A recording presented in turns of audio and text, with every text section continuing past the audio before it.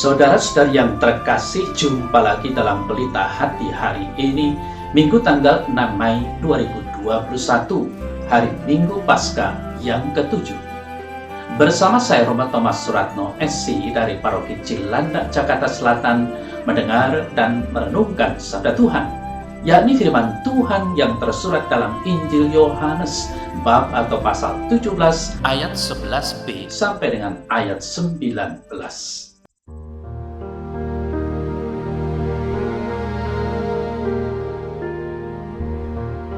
Dalam perjamuan malam terakhir, Yesus menengadah ke langit dan berdoa bagi semua murid-Nya.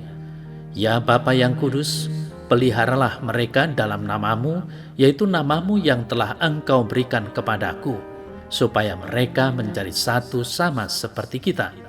Selama aku bersama mereka, aku memelihara mereka dalam namamu, yaitu namamu yang telah Engkau berikan kepadaku.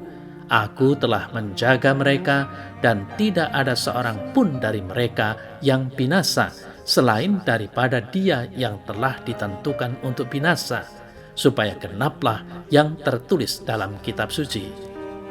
Tetapi sekarang aku datang kepadamu, dan aku mengatakan semuanya ini sementara aku masih ada di dalam dunia, supaya penuhlah sukacitaku di dalam diri mereka.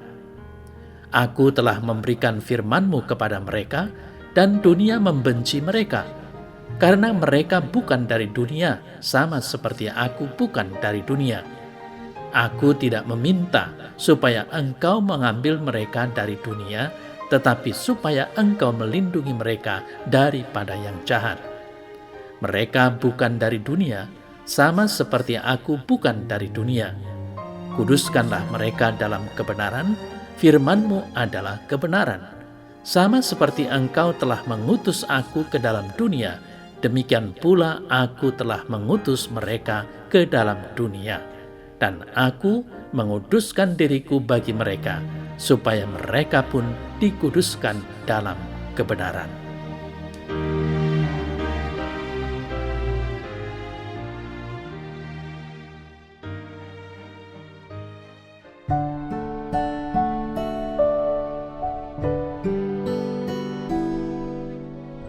Saudara-saudari yang terkasih, ulasan yang disarikan dari Navare Bible mengenai warta Injil hari Minggu ini adalah sebagai berikut. Setelah berdoa bagi dirinya, Yesus melanjutkan dengan berdoa bagi para murid-Nya dalam persekutuan para rasul yang akan melanjutkan karya penebusannya di dunia dan kepada semua orang yang percaya kepadanya. Mereka yang percaya mengetahui bahwa Kristus datang dari Allah Bapa, dan iman sedemikian menjadikan orang-orang yang percaya sebagai milik Allah Bapa dan milik Kristus. Saudara-saudari yang terkasih, dalam doanya Yesus meminta kepada Allah Bapa untuk memberikan kepada para murid-Nya 4 hal: kesatuan, ketekunan, sukacita, dan kekudusan. Pertama, dengan berdoa agar Bapa menjaga mereka dalam namanya, agar mereka tetap bersatu, supaya mereka menjadi satu seperti kita. Kesatuan yang dimohonkan oleh Yesus ini adalah cerminan dari kesatuan antara ketiga pribadi dalam Trinitas atau Tritunggal Maha Kudus. Yang kedua, Yesus juga berdoa agar jangan sampai ada di antara mereka yang binasa, agar Allah Bapa menjaga mereka sama seperti ketika Bapa melindungi mereka saat Yesus masih hidup di tengah-tengah mereka. Lalu yang ketiga, sebagai hasil dari persatuan dengan Tuhan dan dari ketekunan, mereka akan mengambil bagian dalam sukacita Kristus. Dalam kehidupan ini, semakin kita mengenal Allah dan semakin kita dekat dengannya, semakin bersukacitalah kita. Dalam kehidupan kekal, sukacita ini akan menjadi penuh, sebab pengenalan kita akan Tuhan dan kasih kita kepadanya akan mencapai puncaknya. Akhirnya, saudara-saudari yang terkasih, Yesus berdoa untuk mereka yang meskipun hidup di dunia tidak menjadi bagian dari dunia, agar mereka menjadi sungguh kudus dan melaksanakan misi yang dipercayakan kepada mereka, seperti ia melaksanakan tugas yang dipercayakan Bapa kepadanya. Dikuduskan dalam kebenaran maksudnya adalah dikuduskan dalam Kristus, yang adalah sang kebenaran yang telah mengorbankan dirinya di kayu salib. Saudara-saudara yang terkasih, itu jugalah sebabnya Yesus telah menderita di luar pintu gerbang untuk menguduskan umatnya dengan darahnya sendiri. Ibrani 13 ayat 12. Oleh karena itu, setelah kematian Kristus, umat manusia dapat diangkat menjadi anak-anak Allah dan mengambil bagian dalam kehidupan Allah sendiri melalui baptisan yang memampukan mereka untuk mencapai kekudusan yang kepadanya mereka dipanggil. Saudara-saudari yang terkasih, ketahuilah bahwa doa yang dipanjatkan Yesus dalam warta minggu ini sebenarnya berkaitan langsung dengan keadaan umat yang disapa oleh penginjil Yohanes. Tentu Yesus tidak ada lagi di dunia waktu itu. Dia sudah pergi kepada Bapa, sedangkan mereka, umat yang percaya kepada Yesus, masih tinggal di dunia ini. Bahkan mereka diutus kepada dunia, dan kenyataannya mereka mengalami pujukan maupun permusuhan dari pihak dunia. Lalu bagaimana saudara-saudari yang terkasih? Yang jelas tetap ada pada mereka, yakni firman yang diwariskan Yesus kepada mereka. Dan ternyata melalui Injil, firman tetap berbicara kepada mereka dan menyatakan kepada mereka bahwa Bapa yang mengutus Yesus. Berkat firman itu juga mereka dapat mengenal, mengakui, dan percaya kepada Bapa dan hidup di hadapannya. Justru keyakinan hubungan dengan Allah Bapa inilah yang menyebabkan mereka tidak disukai oleh masyarakat di sekelilingnya yang tidak mau tahu akan Allah yang diwahyukan oleh Yesus. Sama seperti Yesus, mereka mengalami permusuhan dari orang-orang yang tidak percaya dan sekaligus menjadi medan misi mereka.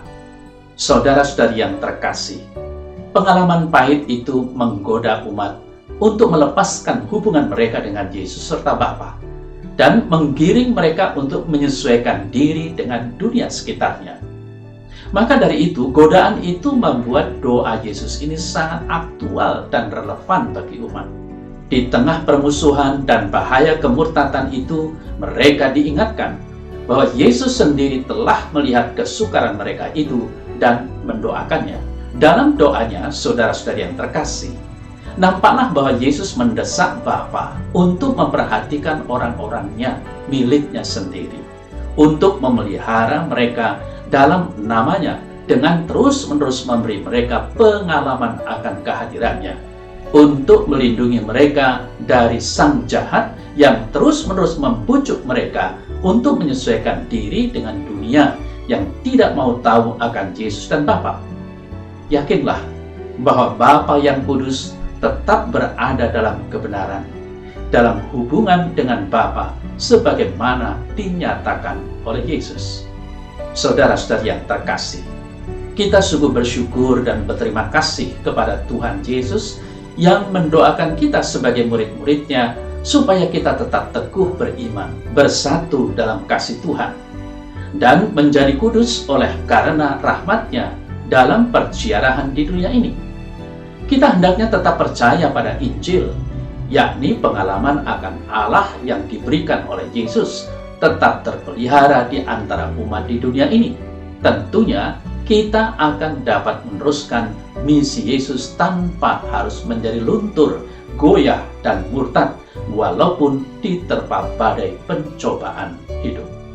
Maka jelas bagi kita, saudara saya yang terkasih, berdasarkan pengalaman iman jemaat perdana dan pengalaman umat Kristiani dari waktu ke waktu hingga kini, Injil kabar gembira itu yang tak lain firman Tuhan yang direfleksikan dan dihayati dalam hidup sehari-hari menjadi landasan hidup beriman Kristiani yang kuat. Dan semoga kita semua mencari dan menemukan serta melaksanakan kehendak Tuhan lewat firman-Nya dalam kehidupan ini.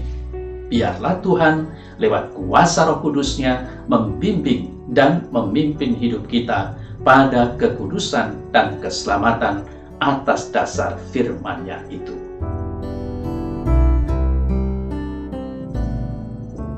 Dalam nama Bapa dan Putra dan Roh Kudus. Amin. Ya Allah Bapa di sorga, kami bersyukur dan berterima kasih karena Putramu Yesus Kristus telah mendoakan dan memohonkan kesatuan, kekudusan, dan sukacita dalam iman. Curahkanlah Roh-Mu selalu atas kami, sehingga kami mampu bersaksi dan mewartakan bahwa Engkau sungguh telah mengutus Yesus Kristus, Sang Mesias, Juru Selamat kami, tanpa rasa takut dan goyah iman kami. Sebab Dialah yang akan membimbing dan menuntun kami pada keselamatan yang telah Engkau janjikan. Amin. Dalam nama Bapa dan Putra dan Roh Kudus. Amin.